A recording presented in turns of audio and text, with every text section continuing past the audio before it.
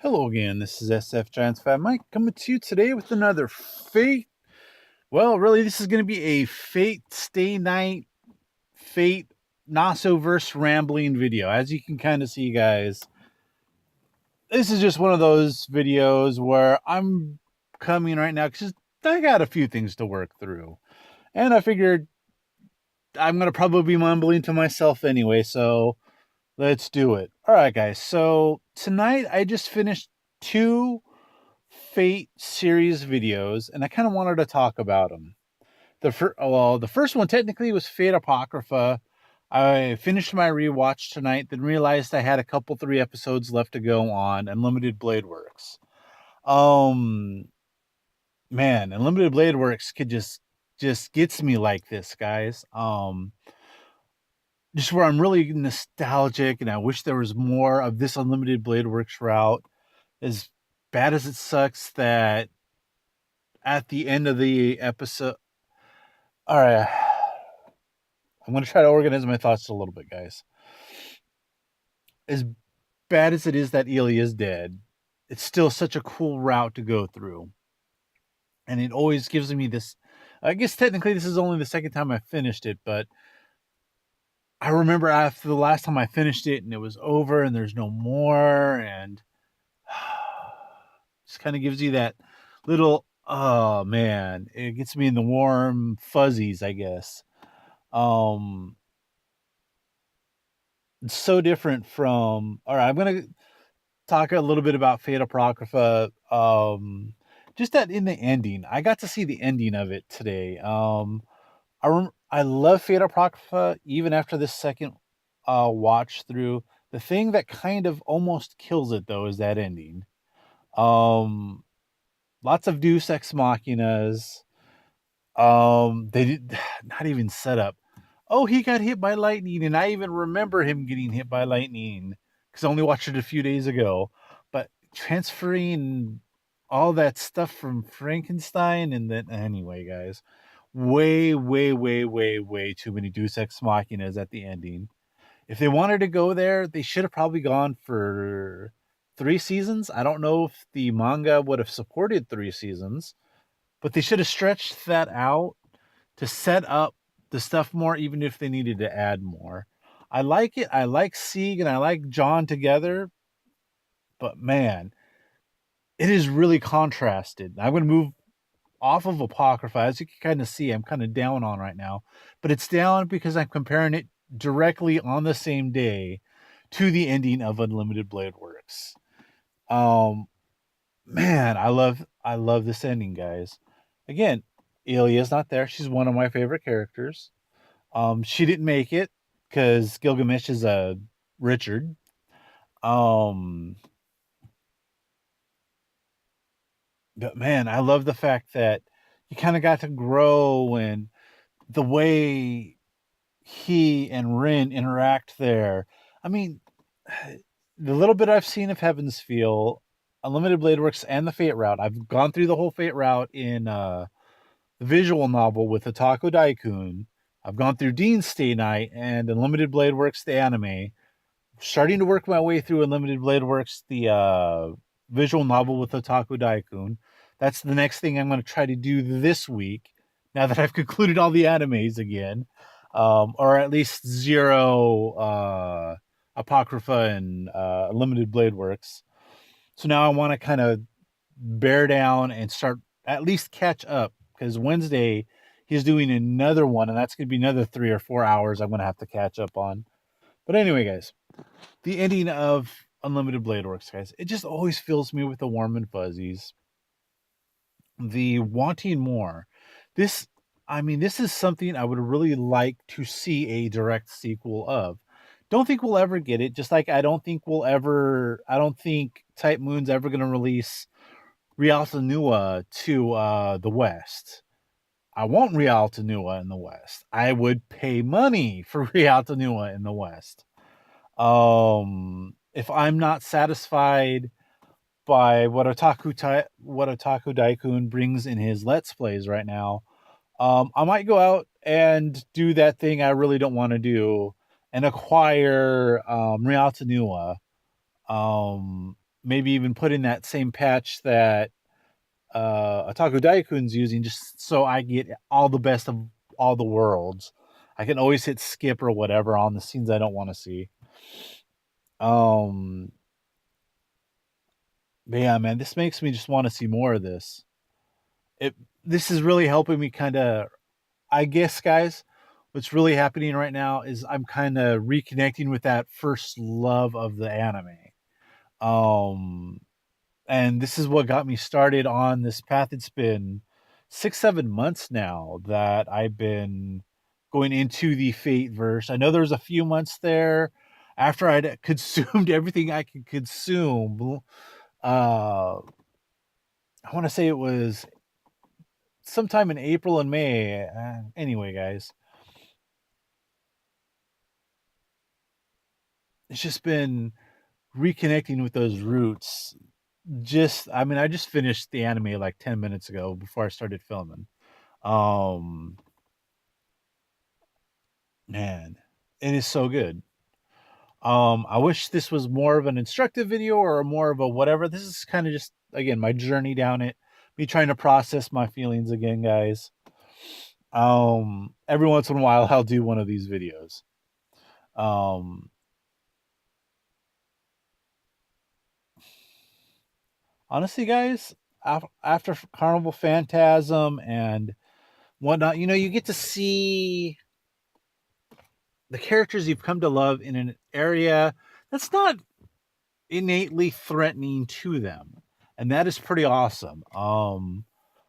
But after like not Real Tanua, um, Carnival Phantasm, and today's menu for the Emiya family, not Familia, Emiya family. I think I actually got it that time, guys.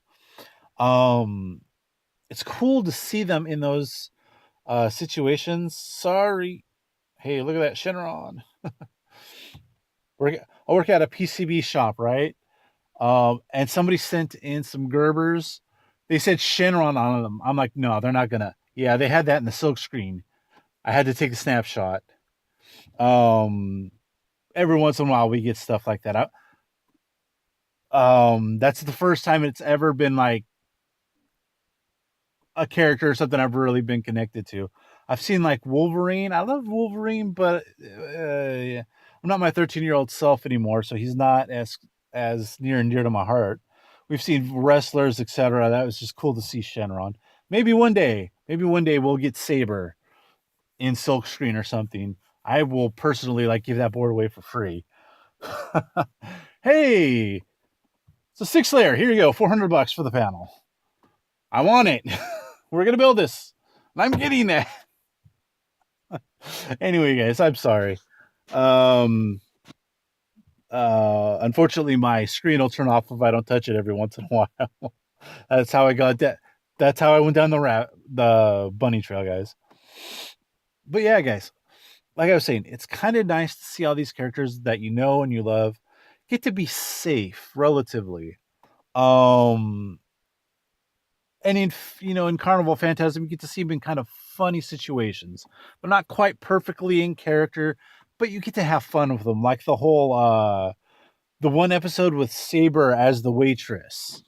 You can't tell me that wasn't awesome. To see her just get mad and pull off her, oh my gosh, what do they call it? They call it the idiot here. Anyway, she pulls her little strand of hair off and she turns into Saber Alter, and she kind of owns the place after that. This kind of It's fun. It's fun to watch. Fun to see, she goes back home, looks like she's been drinking. She had a bottle of something. She hears Shiro's name, and all of a sudden, whoop, she's back to normal, and her little idiot hair pops back out. It's like hilarious. And it's awesome to see. But you know what? For good and for true, guys, there's nothing like seeing them in their native environment. It's sad to see, well, let's just go with Ku or Lancer in general, if you're going pretty much any of the Lancers. Who's Lancer? Yeah, I mean, dude, if you go Lancer from Apocrypha, Karna gets the shaft. Poor Vlad gets forcibly uh, turned into, Dracula. Um, Obviously in Fate Zero, I can never remember his name. It starts with a D. Um, cool cat. I love that guy. I just got him in I just got him today in Fate Grand Order on my friend points, my free friend point summon. I was like, yeah, you're cool. I have you. Lancer Team Reigns. Um, but yeah, it's great to watch him, with poor Ku, all the Lancers, with poor Ku, any of the three routes, he gets hosed. Forget how it goes for him in Fate. I should know this. How did he die in Fate? Did I block it out already? I don't think it was Artoria. Oh, I remember how he died in Fate. Never mind. It's Gilgamesh being a Richard again. I think he got him with those chains of his. And that's what, he ultimately allowed him to win the fight. So frustrating. But in Unlimited Blade Works, he stabs himself in the heart and then stabs Kirei in the heart. Yay! Um and in Heaven's Feel, I don't know if it goes down that way in the visual novel, but the way it went down in the movie, he's like, I'm about to kill you, assassin Gabolg. And right as that thing's about to leave his hand and go kill his foe, he gets hit by the uh that black cloak thingy. I think I know what it is. I'm not gonna say it because it's spoilers for the one route that hasn't been released in anime form as of yet. Although I think pretty much anybody that's listening to this is probably a Fate veteran by now and knows what I'm talking about. Um, okay, what else? Anything else I want to say? Again, just this, my final point, guys. It's just cool to see these guys in their native environment. As much as it's nice to um see them in situations where you get just to interact with them. Today's menu, for example, you get to interact with Ku and whatnot. Um, I'll be honest, I'm a guy that likes to, at the very least, create stories. I've never actually managed to write a whole like either, if you want to call it a fanfic or just my own stories. But I came up with a random idea one day as I was going to sleep. One of the ways I fall asleep is I'll literally play out a story in my head or whatever, come up with one. Uh, and that is to go to like the Fate verse and with the powers to be able to save everybody. I'll be honest, it's Goku's powers. I won't lie. But you know what? As awesome as that would be, like, if some Konosuba type thing happened, you die, you get a wish, you get teleported into the world with powers, or I guess in Konosuba it was an item of your choice. Or you get your Dragon Ball wish or whatever form of fantasy that happens, that, for that stuff to happen. Or, you just contract Isakaitis. Oh boy, Isakaitis. Scary stuff, right? Anyway, guys, sorry, I digress. But as cool as it is to kind of say, I want to save everybody, if you put that kind of character in there, it kind of takes away from their moments to shine. When you think about it, it's like, okay, I'm gonna run in there, and as Shio's about to take the hit from Berserker in Fate and Heaven's Feel, you catch the blade from Hercules and you prevent him from getting cut open, but you're also kind of depriving of Shiro of his heroic moment there and learning he can heal now and things of that nature. You go and the one thing I always want to the one that I think really really drives that kind of wanting to tell that kind of story or think about that kind of thing is obviously Ilya and her ending at the hands of Gilgamesh in Unlimited Blade Works. God, I hate that guy. I hate that guy so much. He is definitely Broly for me. That is say, I don't know if you guys have seen Dragon Ball Z abridged. They did the first Broly movie, and one of the things Vegeta likes to say is, "Oh my gosh, he is so dumb, but he is so cool." And that is Gilgamesh for me. He's such a Richard. You wanna hate him, but he's so cool. Just his posture, his mannerisms, the fact that he can spam noble phantasms and all this other stuff. Um, he's got that kind of duality where you kind of like him, but you kind of hate him because he's a Richard. Um, oops, sorry guys. I know I've been at this for about 15 minutes, guys. I'm trying to wrap up my thought. But that is kind of part of the tragedy and the story of the Fate world, right? You know, you go in there and you do that scene and you somehow find a way to uh, get Hercules to get Ilya out of there and save her and whatnot. But that kind of takes away from their story. As awesome as it would be to see, even if it's not like you saving Ilya and Hercules by fighting Gilgamesh directly, you're able to swoop in and get Ilya and get her out of there so Hercules and Gilgamesh can fight freely, which would be a spectacle to behold, right?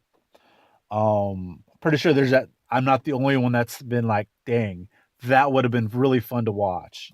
As it was, even with Hercules, or Heracles, uh, kind of handicapped with Ilya, it was still pretty darn up boss fight. But yeah, anyways, that's just this stuff I've been kind of working through. I'm glad the originals are the way they are. As much as you would like to see, much as I personally, I'm the guy that likes the happily ever after. That's probably kind of why I like the Unlimited Blade Works. Shiro and Ren kind of get the happily ever after. And Fate, no happily ever after. I don't know about Heaven's Feel. I've read things, I've heard things. I'm not 100% sure how that actually turns out. I just have my impressions of synopsises and whatnot. But I think that's the thing that really, really, really makes me love this route is that it does have kind of the happily ever after. The one thing I will say though that I'm kind of discontent about is that after I don't know if you guys saw my little my video, Sakura, the most broken cutie. Um that's actually why I started rewatching the Limited Blade Works again, and I want to go back through. Well, I don't need to go through Dean's Stay Night again because I've gone through the actual visual novel. But anyway, guys, why I've wanted to see these two endings was because, in theory, in these two endings, in Fate and the Limited Blade Works, Sakura kind of gets the shaft. Um, they don't deal with the problems that are brought up in Heaven's Feel, and I'll let you stick. I'll let you, if you know what that is, you know what I'm talking about. Um, that stuff never gets taken care of in these two routes. Um, in Limited Blade Works, Sakura's left tending to Shinji, as much of a mind blank as that might be. But that's kind of the cool part of this ending. Is that yeah, it's happily ever after, but there's still repercussions and all that stuff. And you can honestly, with this ending, you can kind of see eventually Marin and Shiro going back to check on Sakura, fighting out and taking care of business. We have no way of knowing. I don't think Nasu has ever, I haven't seen any statements or any murmurings to that effect where they go back and they save Sakura. But you can kind of see it happening in this one because you have a feeling that'll be the first place they go after they graduate college or whatever you want to call their little 3 years with the clock tower and whatnot. I have a feeling they're going to go back to Fukuyuki, check in on Taiga, check in on Sakura, check in on Shinji, and at that point they might have a chance to deal with it. But you never know. That's kind of the open-ended nature of it. Like I said, that's kind of what I like about it. It's not all rosy. It's not tying up all the bow. Not everybody's living happily ever after. The My main ship, probably out of all anime at this point, got there happily ever after. You know they're gonna have their trials and tribulations. I mean, he's Shiro. He's gonna have trials and tribulations. But yeah, okay, guys. I'm gonna leave it off at that. I can ramble on the Faith series for a half hour, 45 minutes. You guys have seen me do that, or if you look through my little playlist, you'll see I've done that before. I'm gonna end it off here, guys. I'm just, man, I love this series. I can't wait for more. I can't wait for the next Heaven's Feel to come out. I'm hoping we get the Japanese one, the dub, or no, the sub over here.